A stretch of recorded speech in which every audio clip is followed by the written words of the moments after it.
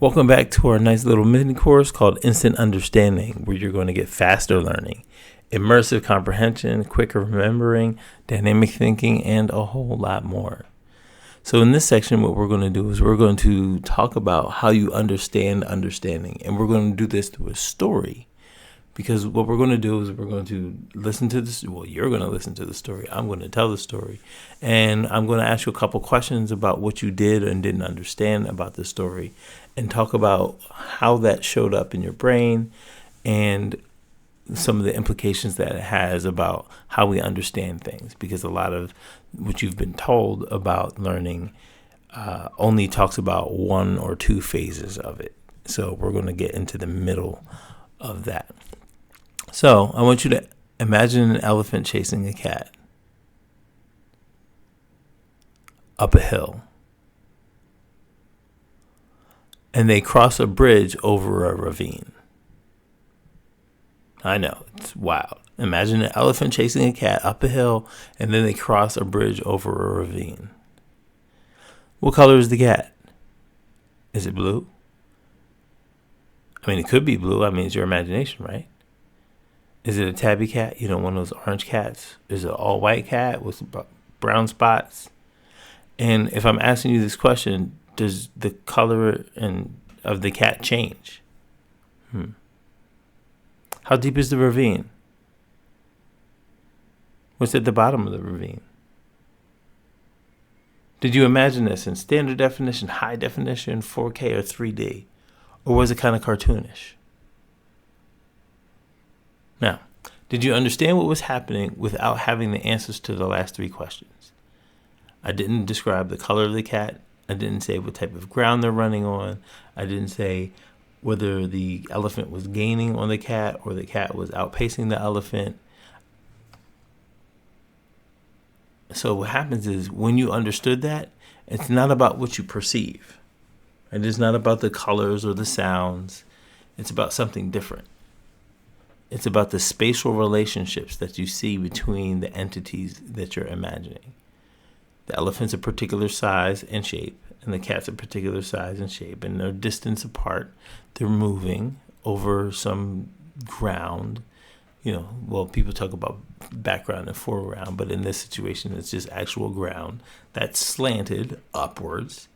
And then at the end of the top or at the end of the upward slant, there is, of course, a downslope for the beginning of the ravine. So all of these things your brain is constructing, but I didn't tell you that. They're kind of baked into the structure of the words and the structure of the sentences. You know, chasing a cat up a hill is different from walking, down a hill. The chasing is a verb that talks about not just what the elephant is doing, like walking, but chasing means that it is doing something in relation to another object, right? So baked into the grammar are instructions for your brain to make these spatial relationships. Up a hill is different from down a hill. There's a ravine. Clearly, well, if you know what a ravine is, it's a big hole in the ground, pretty much, right? So what's happening is I'm saying these things, and just like you were reading something, but you're not perceiving the reality like you would. You're looking at a TV screen, or you're looking at a picture of an alligator. So it's not that you perceive these things because there's no perception there. Right. So understanding is not visualization, imagery, sounds, and feelings.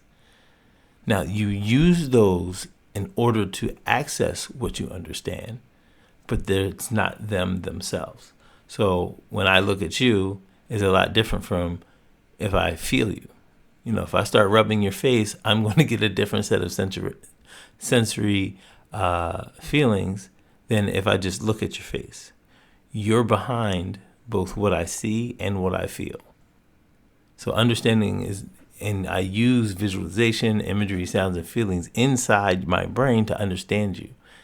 And I use the sights, the sounds, the smells, and the feelings in order to navigate the world. But inside of my head, I create a mental model of it, of the world outside. And that's what I understand. So when I tell you these words, you're understanding them. It's not based on what you see. It's not based on just an image of something. What's happening is your brain is constructing a mental model of it that's motor and spatial. So, and understanding is not conceptual either, right? So, in this story, an elephant is a vegetarian and the cat is a omnivore. So, if I said, yeah, imagine a vegetarian chasing an omnivore, you'd be like, why? Well, of course, imagining an elephant running up a ravine or running over, chasing a cat is kind of weird in itself. But, I just wanted to have something that was not normal, right? But if I said, yeah, imagine a vegetarian chasing an omnivore, you probably wouldn't have picked the cat, and you probably wouldn't have picked the elephant. You probably would have picked, two of your friends, one vegan and one the meat eater, running after each other. So in order to understand that, you still have to use the words in the sentence, chasing, where we have a subject, a verb, and an object, or chasing implies a subject and an object, right? So it's not conceptual either. So it's like there's no categorical definition to figure out why the elephant's chasing the cat.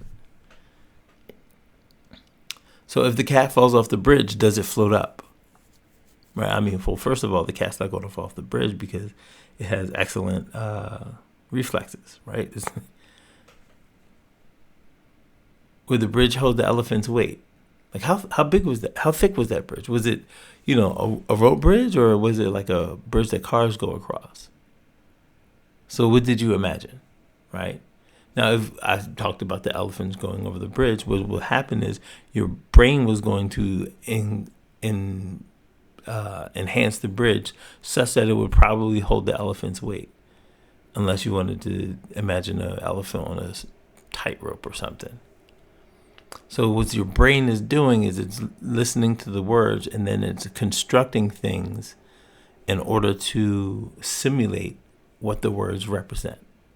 Because clearly, you've never seen an elephant chasing a cat up a hill, over a ravine, on a rickety bridge. Never seen that. You know all of the pieces, and when we put it into sentences, your brain then creates mental constructs that make sense out of what you're saying. And that's what understanding is. So understanding requires a functional knowledge of how things work or move. So there's gravity baked into there, right? There's maybe even a little bit of excitement because, the cat's probably, let's say, scampering away from the elephant. When the elephant's running, some people hearing this might have heard the footsteps of the elephant, or watch the tree shake, or watch it run through bushes. So you know that the elephant's moving and there's a bush in the way, that the elephant would run past it and push the branches of the bush. So all of these things play into it. Nobody's wrong or right about what it should or shouldn't do, but everybody's going to sit down and have some type of internal experience very close to what I said. So, and that's because baked into words are a functional knowledge of how things work or move. So understanding what's going on is mechanical. You have to create a system or an internal mental construct with all of the pieces related to each other, and they have to interact according to the rules of the sentence and according to the rules of reality. Like I said, if the cat falls off the bridge, first you're like, cat's not going to fall off the bridge. But if it fell off the bridge, would it float up? No, because gravity. So what's happening is in the background of your mind, it has all of these rules that when I say something like the elephant's chasing the cat, this whole set of things happen about the mechanics of the cat, the mechanics of the elephant, the spatial relationships, like which one's bigger, which one's smaller. I mean, does your elephant have tusks? No, but we don't need that because it's not part of the story, right? And if it had tusks, they would be, curved in front of the body, right? So what's going on is your brain's making all of these things. So understanding is mechanical. And that's it for now, right? So we're going to get into more about the parietal lobe. We're going to get into more about grammar. But right now, I just wanted you to have an experience of going through a very small story and noticing that, you didn't have to hear particular things. You didn't have to imagine colors. There are perceptual things that do not play into your understanding. So if somebody's talking about, just visualize. Well, there's something beyond visualization. It's the mechanics of the environment and the mechanics of the world that you're listening to or reading about that make up your understanding. And until next time, I hope you enjoy your day.